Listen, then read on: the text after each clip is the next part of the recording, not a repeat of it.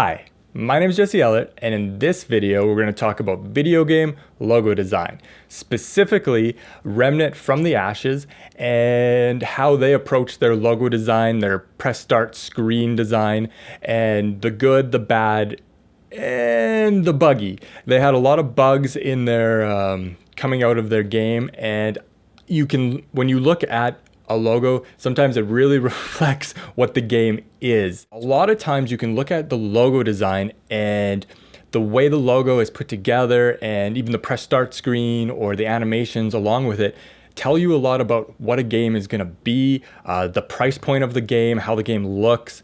And you can see this here. There's a lot of good and there's a lot of bad in it, and I think we can all learn a little bit of something. The more I look at video games and movie titles and recreate or critique them, the better I get. And if I can share that with you so you can make better logos, make better decisions, then it's win-win. I'm excited, so let's jump right in and start talking about this video game logo. Remnant from the Ashes. Now, just looking at this, like that it's readable, right? I think that's probably the most important thing in any kind of logo design or design in general, is you want the audience, you want people to be able to read it. So that is a huge check mark.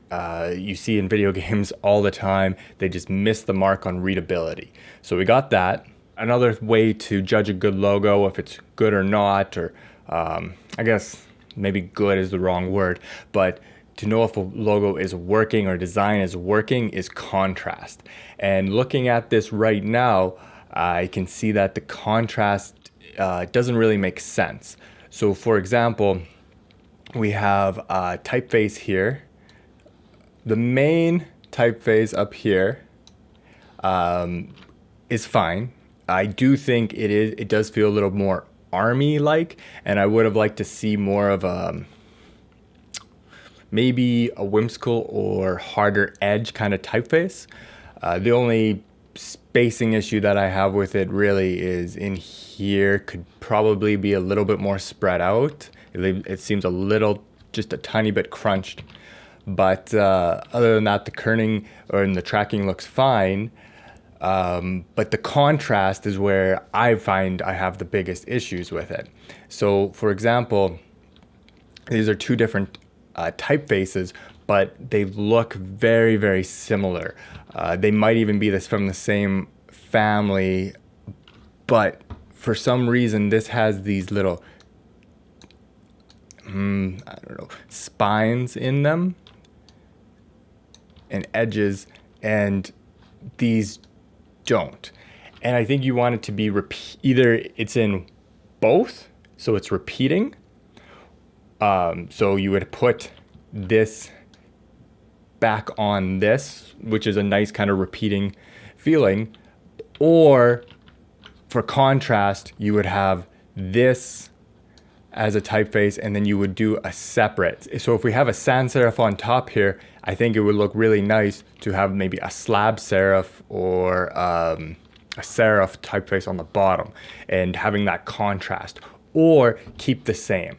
Keep, you know, the like and the like. So you kind of understand what I'm saying as far as having things like being like. Here's Ghost of Tsushima, which I'm not sure if I'm pronouncing that correctly, but you can see the typeface, which looks something real, like it's grounded in reality, as a brush.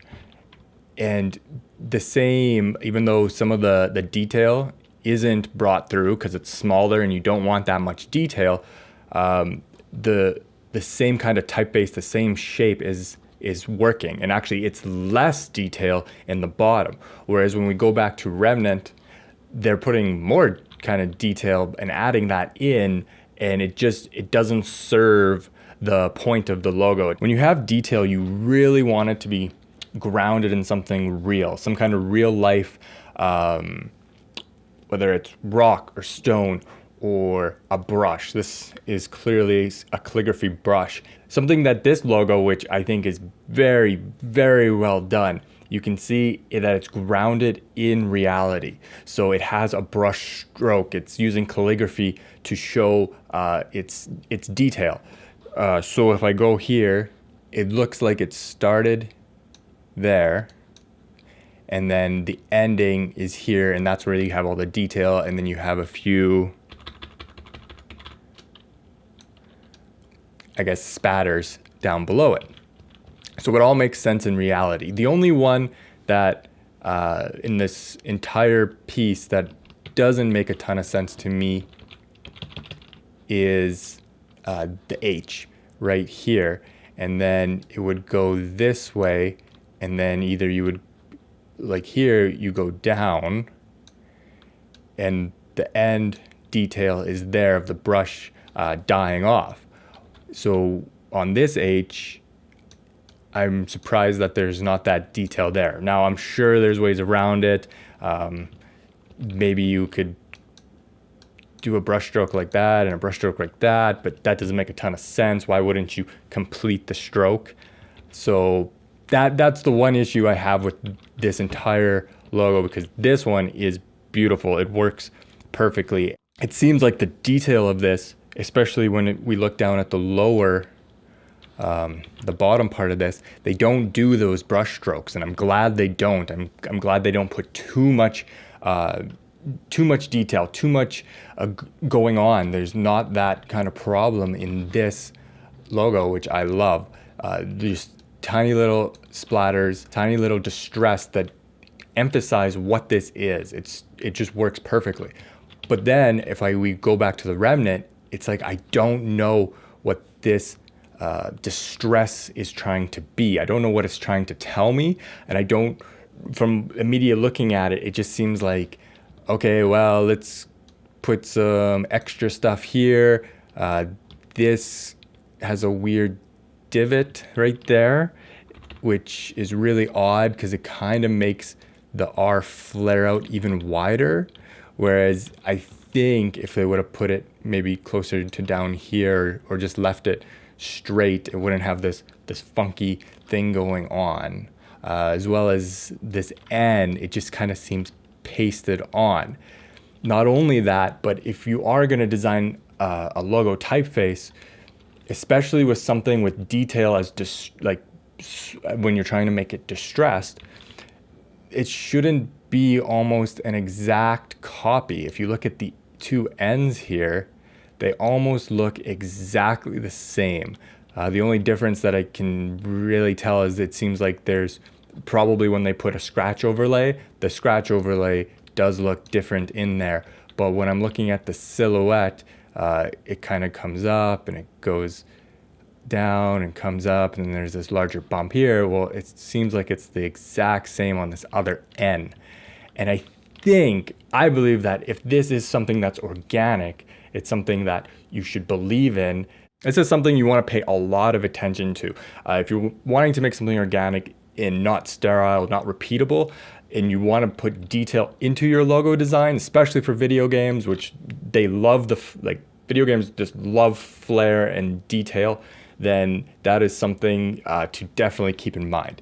Now, one part where this logo is amazing, and I mean amazing, is that even though I can't tell what kind of detail they're going from just looking at it, this part right here with the stone, the block of the video game, it ties in the brand just so well. It's so on par of what the game is. I love that it added these the swirlies on it. And to be honest, I think it would have been a lot better if they ditched this whole distressed kind of trying to make it look that way and embraced the stone. Or if you haven't played the game, there's a lot of stuff to do with twisted roots, and you could integrate that kind of twistedness very subtly, like not actually have roots, but maybe have that waviness or organic tree-like feel of the typeface. Because right now the typeface almost seems army-ish, and there's not a lot of army, like the game isn't an army game, right? This isn't a Call of Duty game where I could see that typeface being used in a Call of Duty game. Whereas I'm looking for something that might be a little bit more organic or work with the stone, or maybe not hide all the flaws with distress, right? When you have, it's like baking a cake and not using the right ingredients and then just throwing icing on it and hoping people won't notice. A few other issues I have here is just the way this is extended feels a little off to me. Whereas I do quite like how the T gets extended there. I like this kind of distress. Don't understand this part here and this part here. It just feels like it's been pasted on just to cover up the negative space. And I think it would do a lot better with just leaving it, omitting it, and not trying to cover up that. This part here as well, the bottom H, there's no cracks in any of these, any other type, but right here it has a big, I don't know, my eye gets drawn to that bottom of that H. Okay, now we're looking at the logo, but it's with the detail, it's with the concrete texture on it, and it works so much better with this texture. The problem that this logo has is that without the texture, when it's just the base of the layer, the cake, it just doesn't work. Like you immediately can't tell that it's concrete or that's dirt below it. But now when I have the texture in there and the colors, it works. And I think that's the biggest problem I see with video game designs, is that it's all the flair and this wow factor, but it's just hiding all these issues, and it does hide it in here, but then the versatility of the logo dies. Like you can't use it in so many other aspects. It's like, okay, you can only see it like this, and it has to work in black and white. That's where it has to start. It has to work beautifully that way, and then you might want to add the texture and start making it look like concrete later. Because if we zoom in here, the R, now it's working. These I don't know, dirt, I would call it, that kind of works a little bit better. It covers it in. This A, okay, it kind of looks like that could have been ripped from the ground, but these scratches and all these holes they're all filled in, and especially with these bevels here, it really helps sell what's going on here and what's going on in down below, because it fills it in. So good job on the texture, but let's look at something like Concrete Genie. Now, Concrete Genie has its own issues. This logo has issues with spacing because it's really crunched over here, and in here there's too much space going on. There's too much detail down in here that just kind of gets cut, and I kind of feel like the drop shadow's a little odd. But saying all those things, it is still a great logo. It's readable, and what I like about it and why I want to talk about it when talking about Remnant is because of how they approached the concrete. It's a cartoonier logo, but it's very simple. It's okay, it's implied detail. It's implied that something concrete is happening, and in this case, grass is growing out of it, but it's just implied chunkiness. Whereas this is, it's going full concrete. It's just like trying to hit you with massive amounts of distress. Where if we could just, instead of putting all this detail into it, if we could dial it back just a bit, I think it would read a lot better. Now, I quite enjoy the concrete logo. I think it's cool how they added the face in. You don't really see that a lot of times in logo design, and the colors of it. And as long as it can work in black and white, and as long as they can solve those other issues, I quite enjoy it. In this, again, what they did was they put a drop shadow behind it to make it jump a little bit off the page. And you see that a lot with logos and designs, especially when they have to work with promotional pieces. It's fine. When you're making logos, you might want to give people that kind of option of having that in there, especially if they're thinking of putting it on top of, like in video games, they're putting it on top of different colors of the background, of real pictures of their game. Now, again, what would have been beautiful to have been worked in here is if we look at the creature of one of the bosses here, they have all this root texture going into it. They're made of these twisted roots. You can see in the arms and you can see in the face, it's just a bunch of roots coming out of it. And these small characters, or the main characters of the games that are trying to kill you, you can see that the helmet, it has all these roots, and even the way they attack you, it almost looks like they're stabbing you with these roots. And it would have been really nice, it would have been like on point if they could have worked that into it subtly, just suggested detail into it. Now, another part that I love whenever I purchase a video game is the press start screen. This is an opportunity for you as a game developer or a designer or an animator, whatever your role is on making video games or in the video game making process. This is your opportunity to be on brand and just smack the viewer in the face, the game player, with awesomeness. It's the first time they just spent a buttload of money on your game. So how are you gonna wow them right as soon as they come in? It's like going into a movie and seeing trailers. It just makes you excited. So how are you gonna start it off?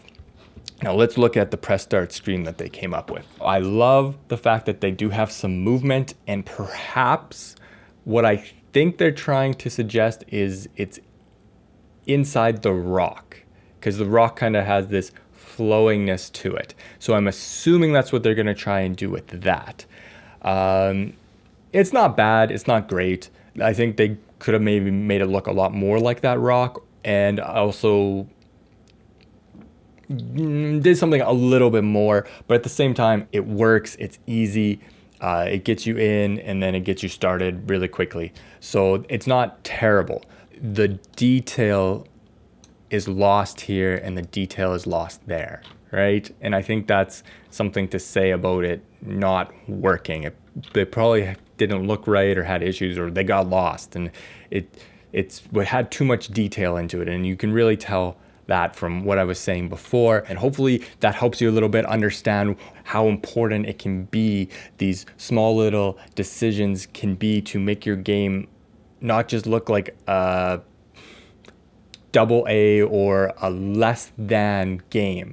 You know, that premium feeling that you might want to get, especially if you're maybe wanting to charge a little bit more money. Well, having it look like it's professional, having it look like it's on point, those things can really help sell your game at a higher price point. It can also really help you as a designer to help it look like you know what you're doing. My hat's off to them, because to even get it to this point is better than most logo designs. So it's not bad at all. And it's more of a learning opportunity for all of us to know where to go next with our own designs and our own video games and our own logo designs. It's definitely learning. Every time I look really in detail into a logo, I learn something more. I learn how they're thinking. And if you can learn that, put it into your video game or putting it into your logo designs, and you can make it better, then it's totally win-win for everyone involved. I hope you enjoyed this video. Please like and subscribe if you haven't already. Leave a comment on what video game logos you would like me to talk about next, and I will see you in my next video.